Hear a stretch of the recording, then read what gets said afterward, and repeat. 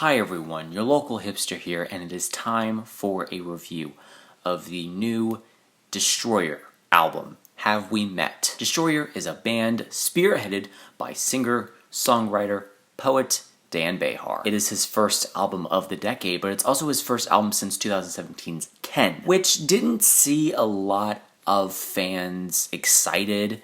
I mean, there were some people that enjoyed that album, and I thought it was enjoyable from a distance, but I thought a lot of his ideas weren't fully formed. I think for the most part, it didn't fall flat on its face, but it kind of just tripped. So before going into this album, I was curious to know whether or not this was going to be a spiritual successor to Ken, or just the next album after Ken. And when the single Crimson Tide came out, I kind of had a feeling that, oh, okay, this is gonna be not a spiritual successor to Ken, but rather Poison Season and Kaputt. Crimson Tide featured that stream of consciousness, those lyrics that Dan Bejar is known for. Lyrics that encompass Kaputt and Poison Season. And that is really no different on this album. We got 10 tracks, 42 minutes of runtime, and while I don't think this is one of his best efforts yet, I still think there are some really good songs on this album. Beginning with the track Crimson Tide, the lead single to this album, which is the longest song on this album at 6 minutes. And while on first listen I did really enjoy this song, I think my enjoyment has waned a little bit. I think this song could be trimmed a little bit. It still has a little bit of the fat around it, but it features these jaunty piano notes that are mixed in with these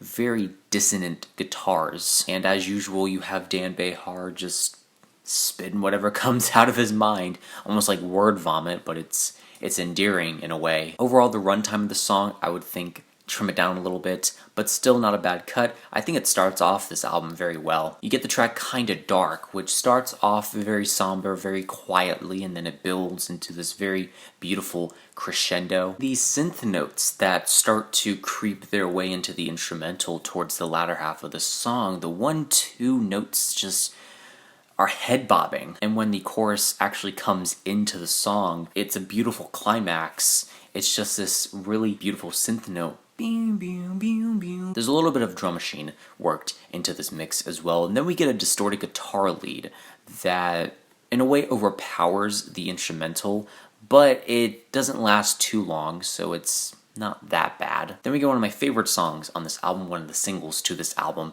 To Just Doesn't Happen. It starts off with this very upbeat synth note. Feels like it's a little vintage. It feels like it's from like a box with a little bit of dust on it. It feels old-fashioned. It feels vintage. And that's one thing about Dan Bejar's material, especially on Kaputt, where it felt like he was going back into the 80s. And I definitely feel that on this album too. I would say this album is like a mixture of Kaputt and Poison Season with a little bit of theatrics worked into some of the choruses on this album. The instrumental on It Just Doesn't Happen is very upbeat, very boisterous in a way. Almost flamboyant too. The chorus on this track is just catchy as hell. It just doesn't happen to anyone. Bejar's one-of-a-kind delivery on this track really makes it uniquely him. We get one of the more somber, quaint cuts on this album, The Television Music Supervisor. Features some of my favorite lyrics, but some of my least favorite instrumental passages. It's soft, serene, and pretty, but in the rest of this album, it really doesn't fit all that well. However, again, not a bad cut. I still find it enjoyable. Maybe one of the weaker songs on this album next to the title track. But lyrically, the song is a little funny as well. Clickety click click, the music makes a musical sound. My famous novelist brothers, Shithead number 1 and Shithead number 2. Overall, this track just feels like a nihilistic Dan. Such a funny, off-kilter delivery. And then we get one of my favorite cuts on this album, The Raven. A very simplistic, stripped-back instrumental is also on this cut, but similar to Kinda Dark, it builds and builds, and this amazing crescendo is just beautiful. We get Dan Bejar speaking into this track, and not only just this song, but all the songs on this album, and a lot of Dan Bejar material. It feels like he's very close to you, very intimate. Back to The Raven, the first line off of this song is, Just look at the world around you. Actually, no, don't look. Trying to be optimistic, but you realize, like, why? Actually, it's not that good. Don't look. Diving deep into Dan Bejar's lyrics on any album from him is doing a fool's errand, because for the most part, you can't really dissect what he's talking about because they're just so esoteric. They only have meaning to him, which is one of the reasons why I feel a lot of people have a weird, off-putting feeling of Destroyer's material. It sounds pretentious, it sounds snobby. Only the music critics and the music fans like Dan Bejar's material and Destroyer's material. And while true, I think normal people can understand Dan Bejar's material and Destroyer's music. Mainly because I feel like people take lyrics a little too seriously, and on this album and on other albums from Destroyer, the lyrics aren't meant to mean a lot. They're meant to mean something to him, and you are just basically the listener, listening in on Dan's world. You're almost in the mind of Dan Bejar himself. I think he does it well on this album as well as other albums like Kaputt and Street Hawk. Back to the song The Raven, there is a guitar lead on this track towards the latter half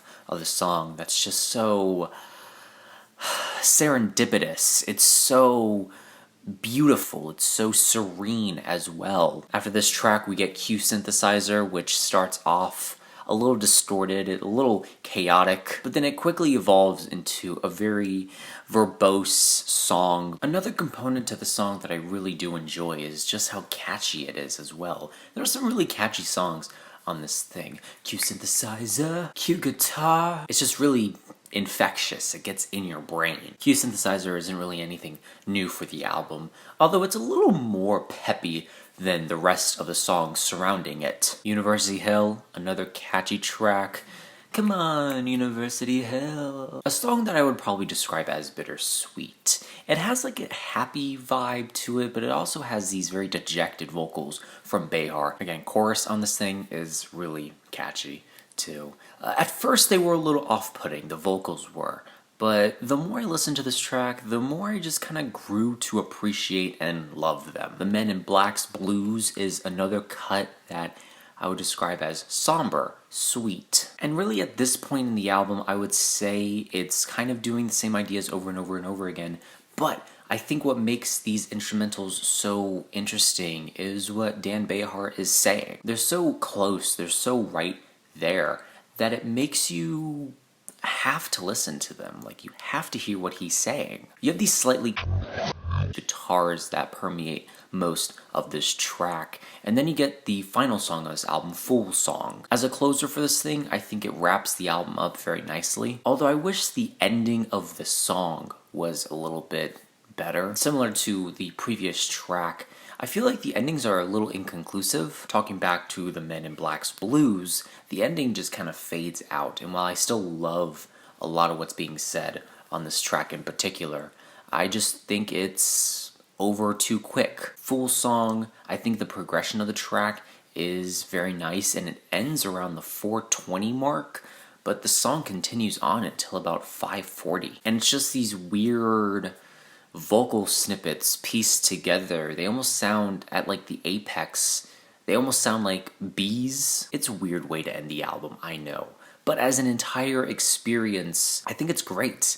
I think some of Dan Bejar's best material lands on this album. Very weird poetry being spoken by Dan Bejar across this entire record, juxtaposed to these very 80s, 90s tinged songs that feel so vintage they're about to break the record player for how much dust they have on them. It just sounds old, and I think that kind of interplays with the title of this album, Have We Met? I forgot about a lot of these songs. Have we met, though? I don't know. Maybe just some weird little coincidence that I found on this album. However, I did thoroughly enjoy a lot of what I've heard, with a few moments here and there that I would say aren't stellar. I don't think there's really a bad moment on this record, not a song I would skip either. And while I understand the criticism that Dan Bejar's music is a little pretentious, a little too verbose and just way too esoteric to understand, I implore you to at least try this album out with an open mind. Don't take what Dan Bejar is saying to heart. Act like a therapist. Be the therapist, as Dan Bejar is just word vomiting to you. Instrumentals are very nice as well. I like the vintage feel of a lot of these songs. I think a lot of the quaint, hushed guitar melodies on this record are very beautiful. Drum machines also worked well into a lot of these mixes, and overall this album melds very nicely. I really do enjoy what Dan Bejar delivered on this album. Personally for me, I'd give it an A-. I wouldn't be surprised if this grew on me over the year, but I'm curious to know what are your thoughts and opinions on this album down below. Let me know what albums you want me to review next, and that is it. Leave a like, comment, share, do whatever you want. Let me know how I can improve future videos down below, and remember, this is only my opinion because music is subjective.